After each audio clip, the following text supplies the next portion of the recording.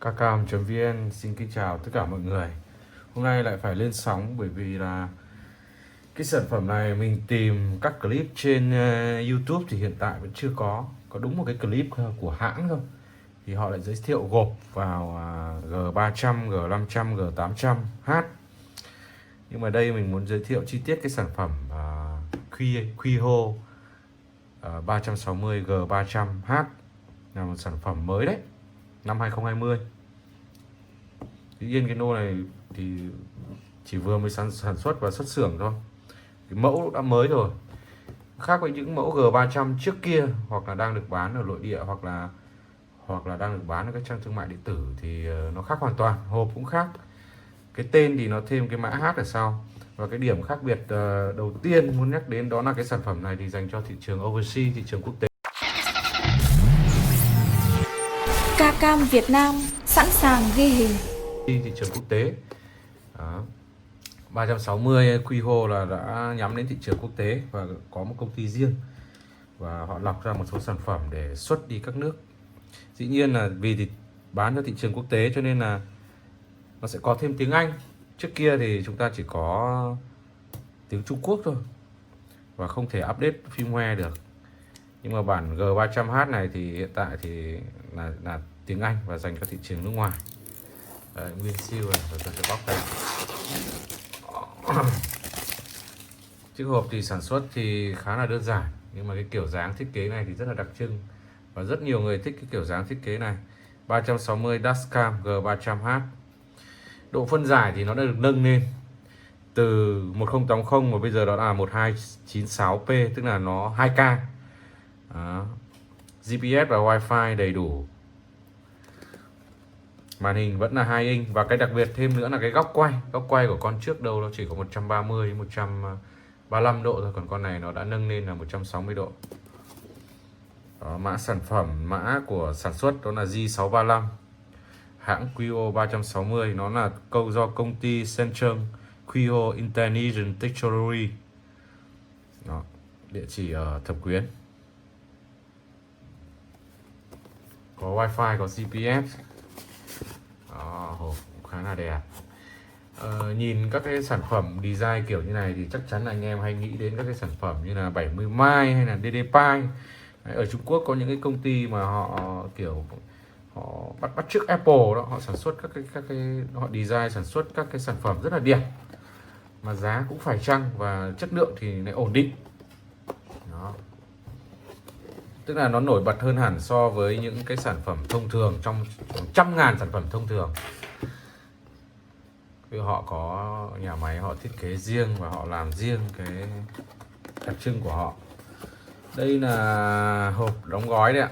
Trong này chắc chắn là cáp sạc rồi. Ở đây có một cái sách hướng dẫn manual và thêm nữa là hai miếng dán trên kính lái để dán 3M lên nó không bị dính vào cái kính lái gây bẩn.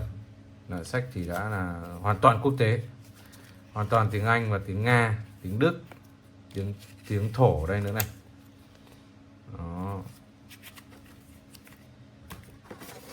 Hết rồi, trong này không còn gì cả. Còn đây là sản phẩm đây. Qiho 360 G300H, GPS, Wi-Fi. Đó, về thiết kế các bạn nhìn nó cũng rất là trau chuốt và đúng là một cái sản phẩm mang tầm quốc tế, muốn bán ra thị trường nước ngoài, gây dựng thương hiệu và muốn bán ra thị trường nước ngoài. Đây là phía trước và đây phía này chúng ta sẽ dính lên kính lái. Đây và những cái sticker đây đều ghi rõ này, khe thẻ nhớ này, cáp USB này, cáp USB cũng là cáp nguồn này. Đó, logo là 360 cộng Qiho. Tất cả đều là tiếng Anh hết. Đây chính là bản cho overseas, bản cho nước ngoài. Đấy, phím bấm thì cũng thiết kế đẹp, có hai miếng thôi. Đây là góc quay f là 2.0, góc quay 160 và độ nét là 2K 1296p. Theo như thông số của hãng gửi thì tôi biết là cái con này là nó dùng chip Lovatec 96672 và nó dùng một cái sensor rất là lạ, mọi các cái hãng khác thì thường có thể là dùng sensor của Hàn Quốc hoặc là của Sony. Sony dùng rất nhiều, nhưng con này nó lại là SmartSense sensor SC3235. Nó là SmartSense, nó là một cái công ty sản xuất cái cảm biến ảnh của Trung Quốc ở Thẩm Quyến. Anh em có thể tra cái từ SC3235 sensor image là nó sẽ ra. Và chất lượng hình ảnh thì những cái con G300 này ở Việt Nam thì anh em cũng có khá nhiều thông tin rồi, nhưng mà đây nó là con G300H mới được nâng cấp lên. Đấy. Về bật lên thì hôm nào xuống cửa hàng có khách nắp thì mình sẽ review ở bên trong nó một chút cho nó chi tiết và nó rõ ràng trực quan ngay trên xe. Thì bây giờ bật lên thì nó cũng chắc cũng không khác gì nhiều thiết bị khác đâu, những cái cam hành trình khác đâu. Mình phải nhìn được những cái hình ảnh mà mình gắn trên xe nó như thế nào, nó đẹp như thế nào, nó gọn như thế nào, nó độc đáo như thế nào. Và cái góc quay này thì cũng có thể chỉnh được này, có chỉnh gật gù lên xuống để mình chỉnh cái góc để mình soi cái mặt capo cho nó full mặt capo, chúng ta đều ghi hình được. Đó. Rồi hẹn anh em một cái clip khác sẽ review một cái sản phẩm camera hành trình khác, chắc là chỉ ngày mai ngày kia thôi, bởi một số sản phẩm ở Kcam về mới hiện nay cũng đang khá là nhiều. Đây, còn đây là cái bộ sạc cáp đấy, bóc ra có cảm giác như là của hãng DDPi hoặc là 70 mai. Dĩ nhiên là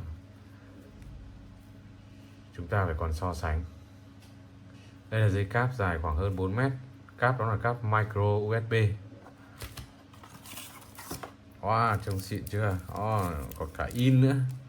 Power Cork Line Intonation Tool, một cái tool để một cái nhựa cứng để anh em có thể tự lắp được tại nhà. Wow. In cả logo trên này luôn, và trông chất nhựa đúng là đẳng cấp đấy. Đồ cũng rất là độc đáo và rất là xịn đấy. Rất xịn. Có lẽ là xịn nhất trong mấy dòng ấy. Nhìn chất lắm.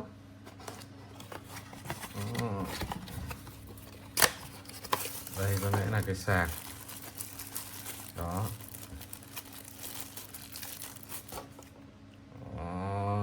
Cũng có logo riêng của hãng 360 Qiho nhé. Đây là chỉ số dòng, cắm 12 24 đều được. Output nó ra 5V và 1,2A, dùng cho camera hành trình. Trên cái đầu sạc này họ làm thêm một cái chi tiết anh em rất dễ nhận thấy, đó là cái carbon. Vì mình biết là cái đầu này sẽ cầm nhiều. Họ làm một cái carbon này rất là tinh tế đấy. Mặt nhựa này là nhựa xám. Đó, có những cái thiết kế mà nhỏ thôi nhưng mà